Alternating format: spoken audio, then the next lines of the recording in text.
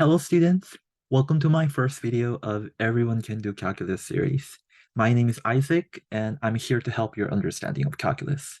I know you're watching my video right now because you need a little help on the calculus or you want to be better at calculus, and all I can say is that you're in the right place.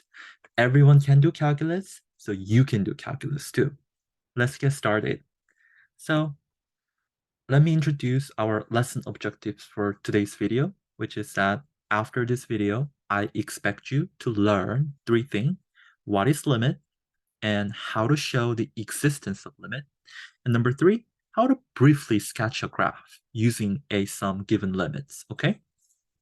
So let's kind of start with what is limit. So if you actually go to your first page of your first limit chapter of your textbook, any textbook, the first thing that you're going to see is this informal definition. The reason that I'm saying that this is informal definition is if you want to actually learn a actual, like accurate, more precise definitions of limit, you need something called a delta epsilon proof. And the process for delta epsilon proof is pretty complicated. So what I'm going to do is I'm going to make a separate video for delta epsilon proof next time. But today we're going to stick with this informal definition. Okay. So this informal definition, how to say this informal definitions is pretty intuitive here, right? So if you actually look at this, the limit of fx, right? The limit of fx, as you see, that this part is corresponded to this part, right? The limit of fx, right? And then x approaches to a is more intuitive because of that little arrow right there. So x approaches to the a, and then the limit has to be equals to L. But however, I know many of the students actually getting confused of these definition. I think it's because this the word limit of fx, because you guys don't know what it means by the limit, right? So what I'm going to do is that here I'm going to write little more easier versions of this, which is that much more understandable versions of how to say this informal definition. Okay, so the easier version is the fx approaches to L as x approaches A. So this is much more intuitive, right? So the limit of fx equals to L actually means that the value is approaching to the L, right? But it looks like in my second definition that I just wrote here, it looks like I'm getting word approach two times. So it means that understanding the word, the approaching in mathematical context is pretty significant in order to understand, for you to understand the limit. Okay, so what we are going to do is that we're going to explore what it means by approaching using some piecewise function example.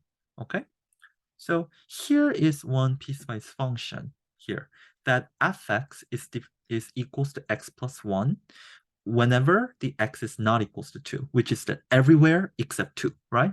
Then what's happening on x equals 2? When x is equals to 2, the value is equals to 5. So if you actually look at the graph right there, which is that there's a line x plus 1, but there's a hole right here, right? If you actually see this graph, then you can actually see that there's a hole there. Why? Because at x equals 2, it is not defined as 3. If the value was still on the x plus 1, then the value has to be equals to 3, but that's not true because at x equals 2, we are not following the x plus 1 function, right? We are actually defining right here that when x is equals 2, the value has to be equals to 5. So there should be one hole there, right? Then let's kind of try to find the limit, which is that looks like this, right? Let's kind of try to write the easier version that I just told you, right? So how to say this is fx approaches to some value. We don't know. That's what we are trying to find, right? Fx approaches to question mark as x approaches A, right? So 2, not a, sorry. So as x is approaches 2, the fx is approaching to what value? So in order to find that, to see it easily, I think the easiest way to observe that where the fx is approaching to is drawing this table, right? So this table is pretty intuitive way of understanding the limit. So let's kind of fill out this table, right? So let's say you're starting with like 2. So let's kind of try to fill 2.5 and 1.5 right here. Let's say, then our function is following x plus 1. So it will be equals to what? It will be equals to 3.5, right? 2.5. Because our function is equals x plus 1. Basically, what we're doing is that we're just adding 1, right? By function, right? But here, let's kind of make this x value so that it looks like we are approaching to the 2, right? So the next value will be something like 1.9, let's say. So we are getting closer to number 2, right? So if you're adding 1, it will be 2.9, right? And then let's kind of make it a little bit more closer to 2, which is like 1.99, right? Then it will be 2.99. Let's kind of make it to 1.999. It will be 2.999, right? Same thing to our right side, right? So let's kind of approaching to like, let's say 2.1, more, got much more closer to number 2, right? It will be 3.1. And then let's kind of make it more approaching to 2, like let's say 2.01 is much more closer, is 3.01. And 2.001, it will be 3.001. It will be 2.0001. It will be 3.0001. Then what can you conclude from this table? You can actually see that the value is approaching as the x is approaching to 2, which is that if you look at this as x is approaching to the 2, right? You can see that fx is approaching 3, right? Because if you actually look at this value, it's a 2.999, is 3.0001. So you see that this is approaching to 3, right? So the value, so the limit has to be equals to 3. And that's the correct answer. So the limit is approaching to 3.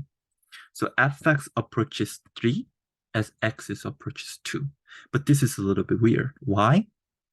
Because at x equals 2, this is equals to 5. So this is pretty weird, right? And the 5 is actually the most common mistake, common wrong answer that students actually tell me, okay? So what's the difference between limit and this value number 5? So here is little comparison that I want to do it with you, that limit is actually talking about the approaching value. So limit, when we are talking about the limit, we're actually talking about the approaching value. But F2, we are like if we actually talk about F2, it means that we are talking about the arrived value. So this is different.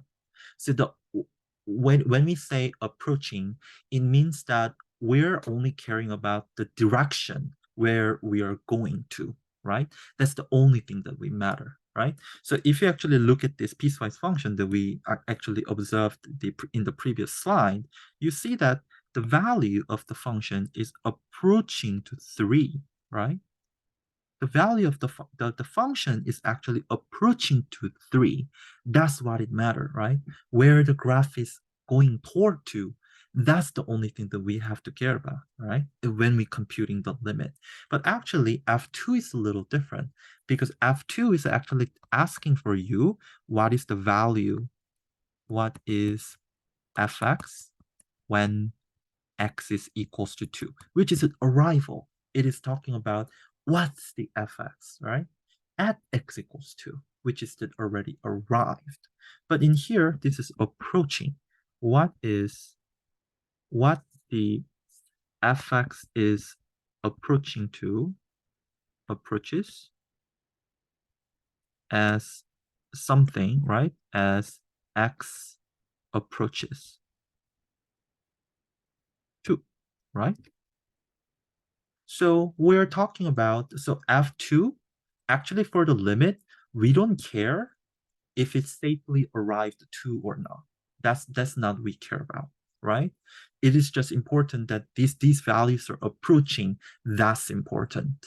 But f2 is more like arrival. So at x equals 2, that value is important for the f of 2, but the limit, it doesn't matter. What we care about is that the direction where the graph is actually going, right? So this is this can be a little bit complicated. So let's kind of look at the next example to see um the we so that we can actually understand the definitions of what it means by approaching in limit context. So let's look at these examples here. So we have a little unique piecewise function that when x is less than 2, when x is less than 2, it is defined as 3, right? Make sure that you know that if the function is equals to some value, this is talking about the horizontal line, right? So when x is less than 2, we are saying that this value has to be equals to 3, which is a straight horizontal line at y equals 3, right? And the same thing for number 1, right? When x is more than or bigger than or equals to 2, the function has to be defined as 1. Then let's kind of look at this piecewise function. Then what should the limit has to be? What fx is approaching to what? Approaches 1 as x approaches 2, right? What should be the answer? This is very weird because if you actually look at this graph from the left, we are actually the limit, the function is actually approaching to 3, right? 3, right? As we're approaching to 2 from the left side, right? But here, from the right side, this actually approaches to 1, right? So our function is actually approaching to a different value. Then what should be our limit, right? So that's a little part that we actually need to clarify a little bit in order to perfectly understand what it means by approaching. So let's kind of look at this, my analogy here, right? I usually use analogy of love to explain what is mean by approaching, and this is actually works pretty well. So let's kind of look at this. So let's say you want to go date with somebody, right? Then if you want to go date with somebody, then the conditions will be what? This person has to love this person, and this person has to love this person. What it means that they have to love each other so that they can go on date, right? So love each other, they're going to date. But if they're not loving each other, for example, if this person actually likes the another person, right? It's not cheating, but it's more like complicated human relationship, right?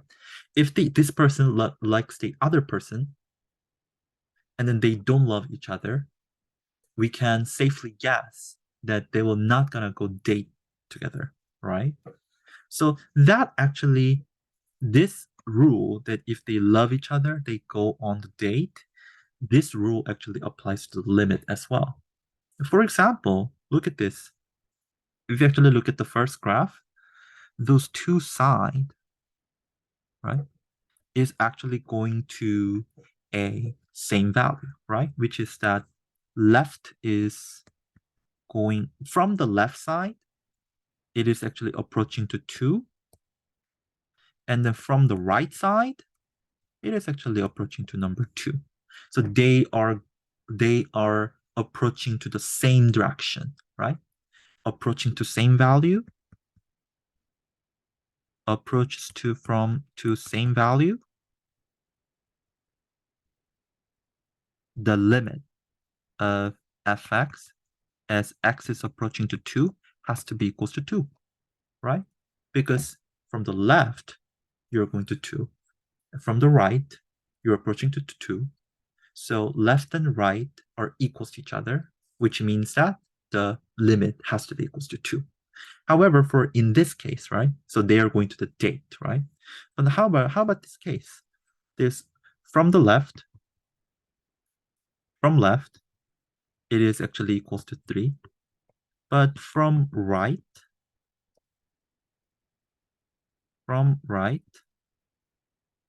it is actually going to 1, right? As you see, they are going to 3, but from the 1, right? So from left, it is going to 3.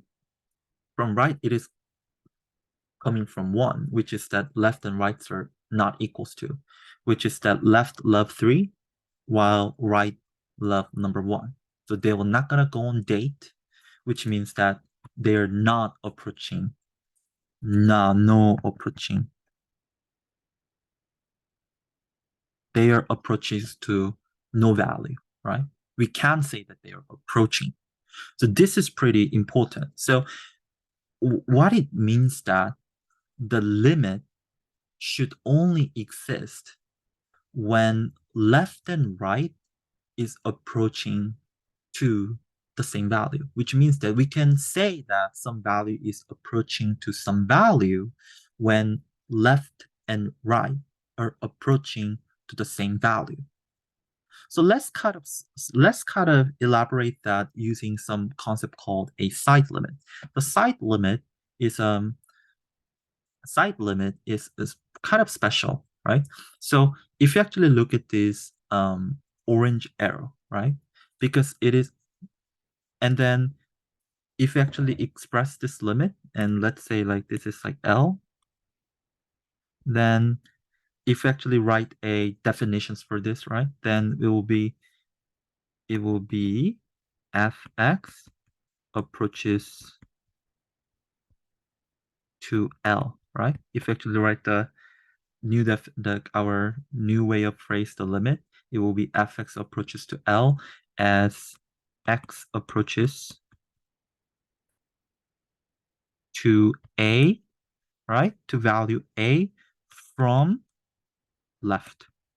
So this is one added part, right? From our previous definition. This from left is added, right? And then same thing, the fx approaches to L as x approaches to A from right. Right? So this part is added. We call that this is a side limit. Okay? Because limit, as I told you, right? As I told you, if you want to say something to approach, left and right has to agree with each other. But side limit, you don't have to. Only because side limit is only talking about the one side, not a both side, right? So how we write it, the side limit, is looks like this. So limit fx is equals to L. So this is the same as the what we just had, but this little arrow is a little different. So x is going to still going to the A, but because this is coming from the left, which is usually the negative side, look at this tip, right? Usually when we talk in math, when we talk about it, the left is always the negative side, right? Left is negative. So therefore, for the left limit, I'm going to write a negative on top corner of letter A there, right? So this is the left limit. So this is added part. It's negative right here. And then you can also guess that for the right limit, we're going to write little positive sign on the right top corner, right? The fx is equals to L. So which means that here's the little thing that you need to know very well. You need to memorize this, okay? You need to know this because we're going to use this, we're going to use this result to justify the limit existence. So in AP or in your school test or college exam, when the professors or teachers or AP question says, hey, does limit exist at this point? Justify, then you're going to use this as your justification. So this is very important, okay? So the justification will be what?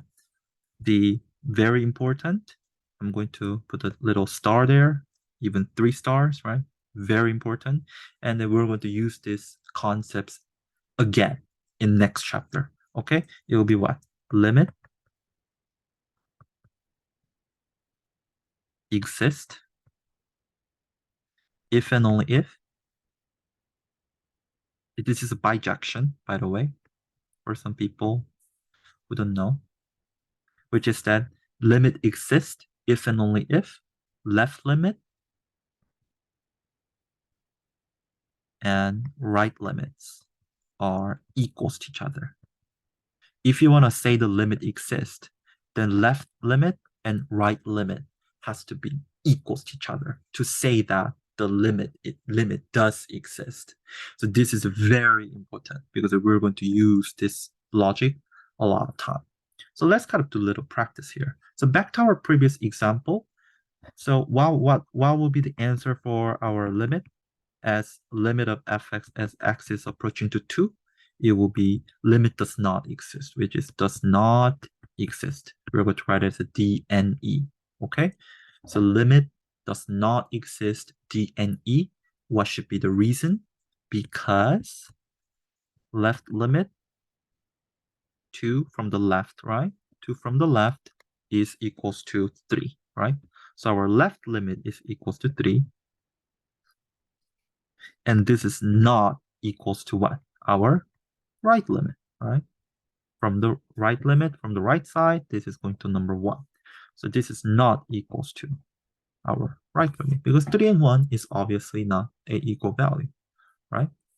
Let's kind of look at several examples to solidify to review what we have just learned here. So let's kind of look at these previous examples right here, which is that you see this complicated piecewise function, but don't worry, okay? This question will be easy with me, okay? So let's kind of follow me. So use the graph of functions f to decide whether the value of the given quantity exists, and if it does, find it. If not, explain why. This is important. Explain why.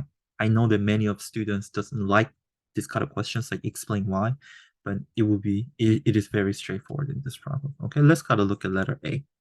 You can actually pause the video and try to solve it by yourself and then come back to it, but it's your choice.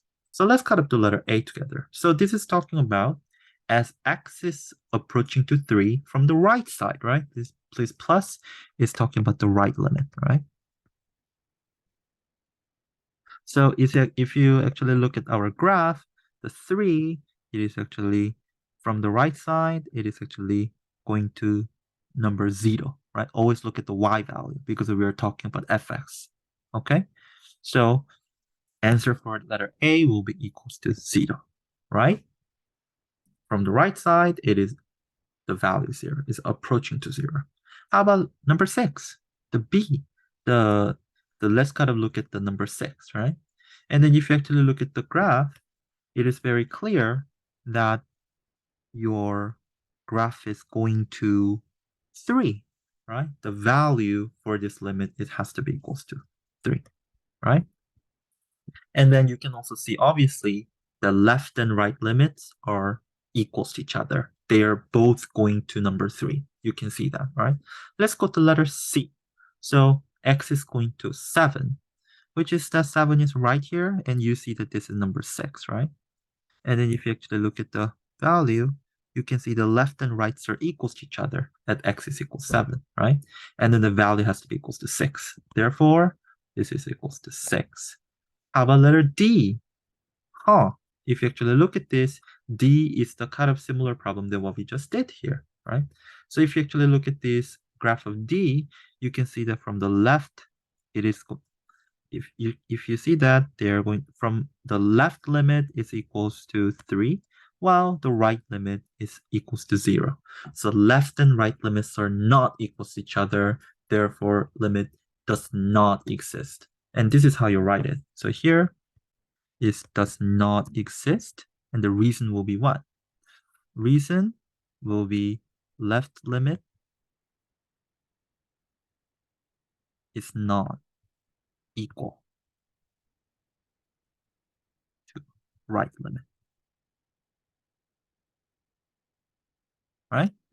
Or how you say it a little bit more fancy way is to just use this notation, right? It's not equals to limit equals to 3 positive fx, right? They are not equal to each other. Left and right limits are not equal to each other, therefore it is DNE. I know for some students, we're going to say this is too easy, but not true. In AP exam, I don't know why people miss this problem like a crazy person, okay? Like people always miss this question. I don't know why, but you will miss it too. So please memorize this concept, okay? Please memorize. Please make sure you know, perfectly understand that limit only exists when left limit, right limits are equal to each other. That's very important. F6, this is talking about arrival, right? What is my fx when x is equal to 6, right? We're not talking about approaching anymore, right? So at x equals 6, we are talking about at x equals 6, right? So it is defined right here, right? If you actually see that, it is defined right here. At x equals 6, the value has to be equals to 6. Not number 3. I know that many students answer in number 3, but that's not true. Why? Because there's a hole. It's not defined there, right? It is defined on number 6. So when the y is number 6, right? So therefore, this has to be equals to 6. This was pretty simple. Let's kind of look at next question, right? Practice question 2. This is a little bit more complicated. Look at the graph. This looks nasty, right?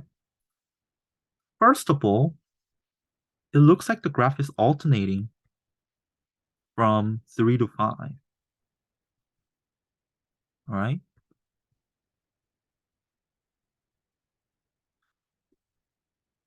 The graph looks like it is alternating to 3 to 5. And if you actually look at right here, it looks like there's a vertical asymptote. In this kind of cases, how should I find the limit? Let's kind of talk about it, all right? Let's kind of talk about it. Let's kind of talk about it in numbers, the first limit, which is at this one, right? But I know that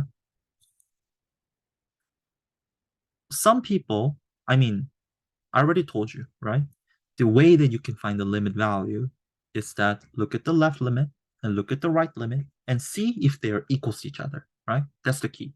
So let's kind of try to find the left limit and the right limit, and then let's see they are equal to each other so that we can identify the limit of this value, right? The value of this limit.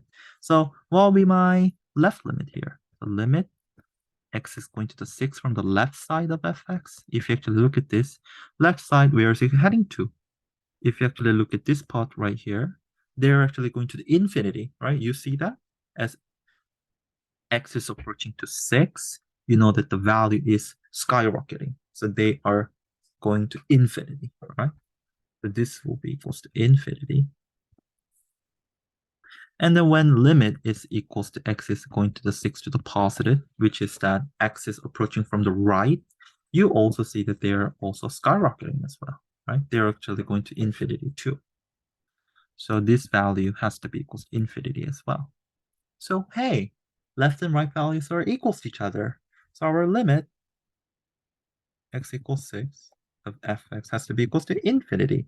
Haha, this was very easy. But actually, this is wrong. Beep. I know some students get frustrated with this because they are excited that they found the limit, but I said no. They feel terrible.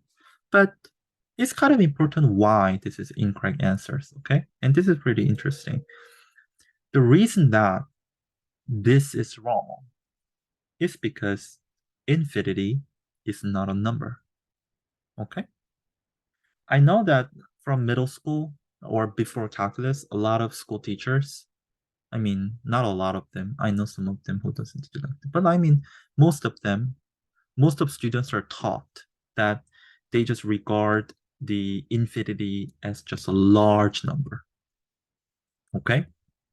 I mean, this is kind of, I think that's kind of good introductory way of interpreting the infinity. But what I'm going to say is that that is completely wrong. The infinity cannot be a number, because if the infinity is a number, then it actually makes a lot of paradox, which is that a lot of confusions in mathematics. Let's kind of talk about it. Why? So let's say, let's statement, infinity is a large number, right? The largest number, which is the biggest number. Let's kind of say that the infinity is the biggest number that you know, right? We actually don't know what is it, but let's say the x is the biggest number exists in this world, right? Then you know that because infinity is a number, right? Since the infinity is a number, you can see that infinity plus 1 has to be bigger than infinity, right? Infinity plus 1 has to be equals to infinity because we added the infinity. We added 1 to the infinity. Then it means that infinity plus 1 is the biggest number.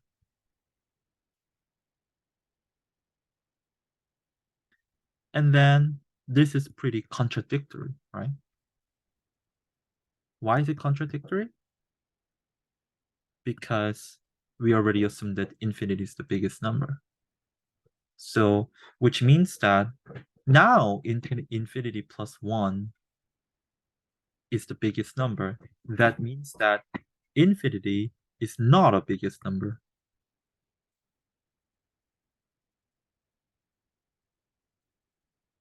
And then this makes confusions, right? You can see that this is obviously wrong and obviously paradox, right? Infinity is the biggest number, but it's not biggest number. That actually confuses many people, right? So setting an infinity is as just a biggest number actually makes a lot of trouble in mathematics.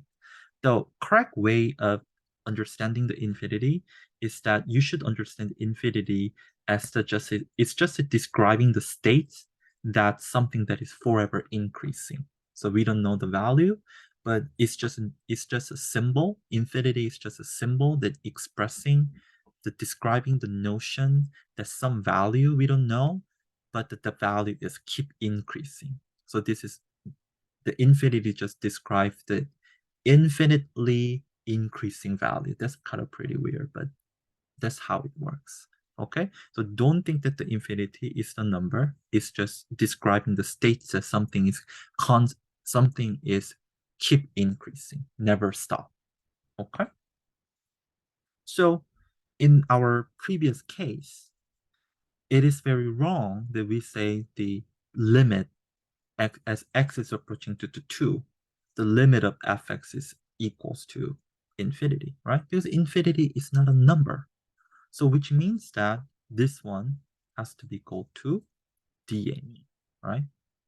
So infinity rather than infinity, therefore DNE. The limit does not exist. That should be the answer. This is actually very important. Please memorize it. Okay?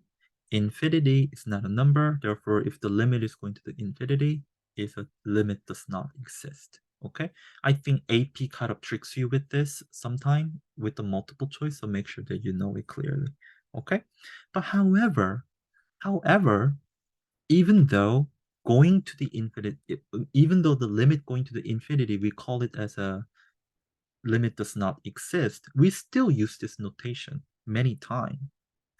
We use this expression. Why? Let's kind of talk about it. So if you actually look at this, right, let's kind of interpret this expression, right? Let's kind of phrase this. So the correct way is the what? The limit of fx as x is approaching to 2, right? From the right equals to infinity, right?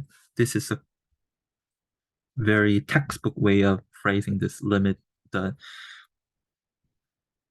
the informal definition, right?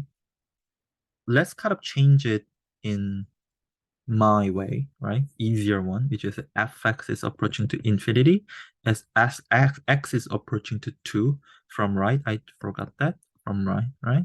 So there will be easier definition. But look at this. I know that some students might actually realize that fx approaches to infinity as x is approaching to 2 from the right. That is actually exactly the same as a definition of what? Vertical asymptote, right?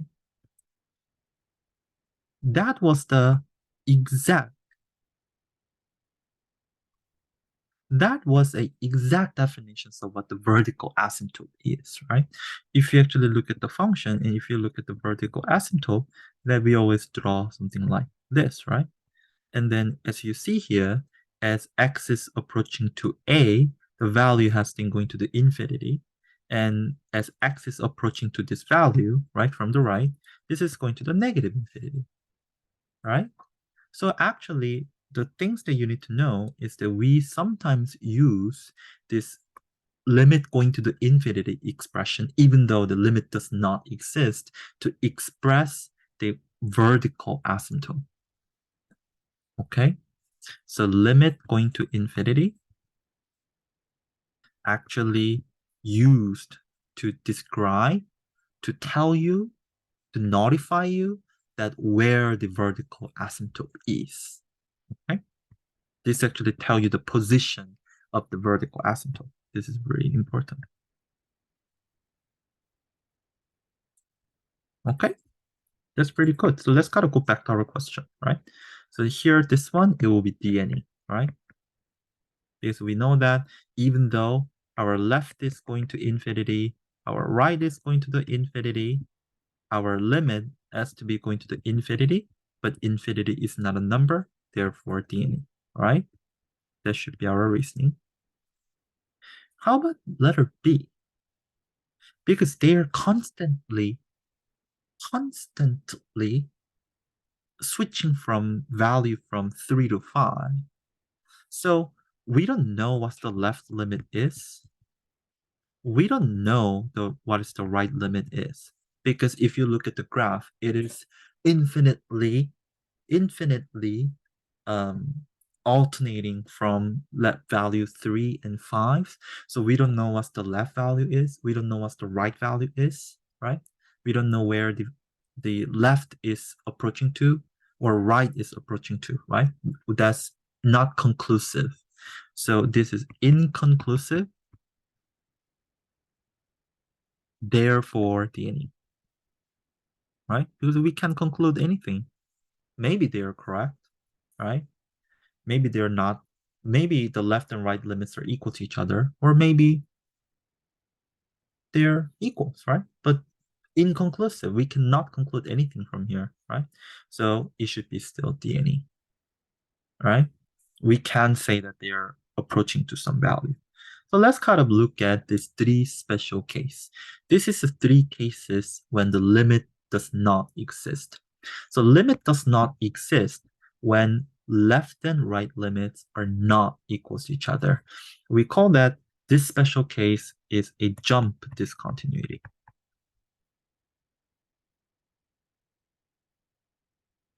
In the case of jump discontinuity, the limit does not exist. Okay?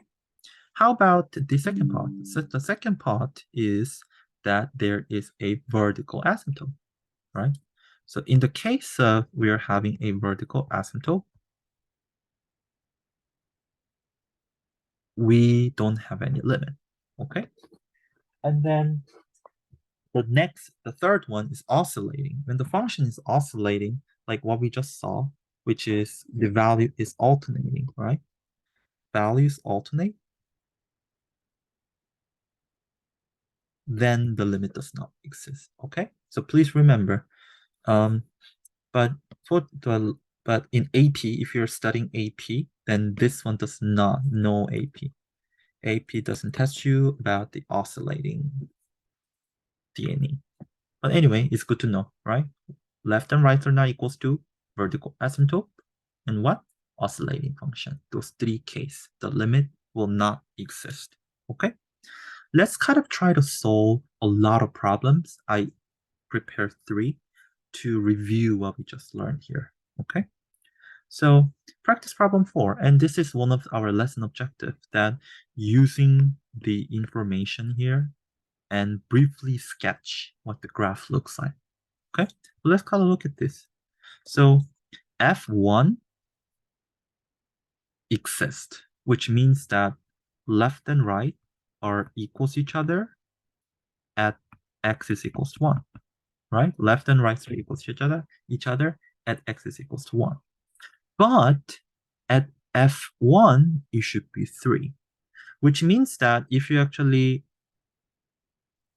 so when you're doing a lot of problems, calculus problem, you would see a lot of problem like this. So they give you some kind of condition, and then you have to sketch the graph that satisfy this condition.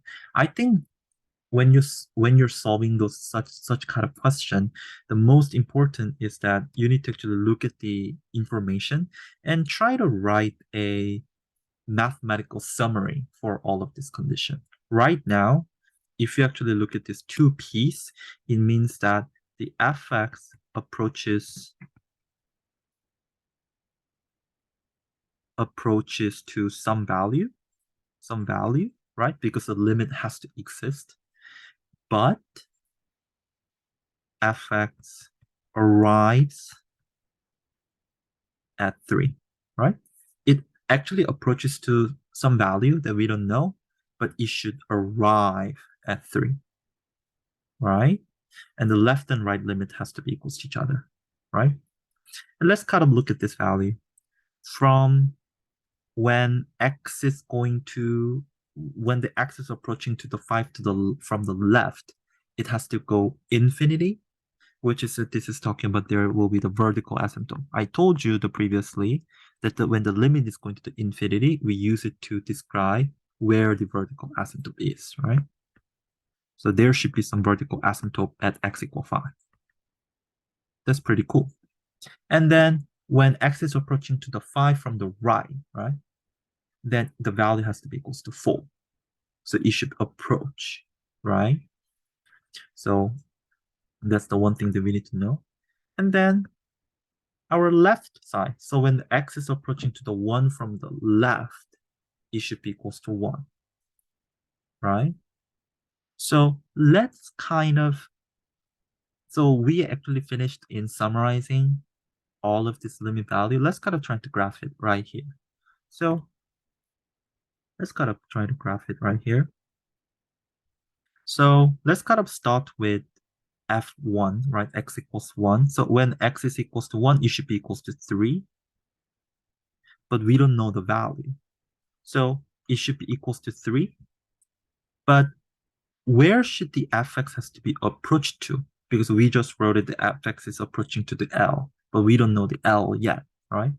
But we can actually find the value of L from here, right? This is really big hint. Why? Because if you actually look at because the limit exists, left and right has to be equals to each other, and that should be the limit value. But the left limit is given, which is the dish has to be the right value, right limit as well. This value has to be equals to the right limit. Therefore, this has to be equals to L, right? So you're actually going to the L, but there should be some hole here. Why there should be some hole? If you fill on this hole, it will going to violate a vertical line test. You should never violate the vertical line test, right? So you're going to fill this hole, and you're going to put empty circles right there, right? And then just graph whatever you want. It doesn't matter because you're briefly sketching, right? But here, whatever like this, so that you can see that the left limits are going to 1. So we satisfy this condition, right? And then f1 exists. Why? Because the left and right limits are equals to each other. So we satisfy this. And then at x equals 1, the value is equals 3. So we satisfy this condition as well. Let's kind of look at the third one. We know that there's a vertical asymptote at x equals 5. So we're going to draw it. So at 5, there should be the vertical asymptote. and then your limit has to be equal to infinity, right? So limit has to be equal to infinity. Woo, like this, right? So it should be equal to the infinity from the left, right? But here's a little bit unique. From the 5 from the right, the limit has to be equal to 4. But there should be the vertical asymptote too. What should I do? The answer is we just need to fill a hole there, right? Like this. Why is that? Because, first of all, the vertical asymptote should not be violated, right? Vertical asymptote, there should be no value should be defined there because it's a vertical asymptote. But here, you can actually still put a hole there, right? You can still put a hole there so that it is not defined at point. And then that is still fine because the limit is approaching value. The fact that this is still approaching to number 4, right? The fact that the graph is still approaching to 4 from the right side as the axis of approaching from the 5 from the right side, right? This is still fine. So the graph has to be something that looks like this. And this graph satisfies all of these 5 conditions. This was pretty difficult question. I think you can actually find easier versions of this question on your textbook, but if this one actually appears on your test, I would cry, okay? So this one is actually a very complicated problem. Let's get up to some true and false from some college students, right? If you're actually in college, university or whatever, you will always see this evil true and false questions. Okay, so you better to practice this out. So let's kind of look at number 1. If f1 is equals 3, then the limit is equals to 3.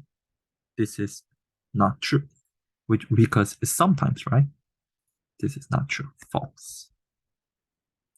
Why? Because even though we arrived at 3, it doesn't mean that it will approach to 3, right? You see that you can approach to the different value while the actual value is number 3, right? So the first one is obviously false. And the second one is obviously false as well. And you can actually use these examples too.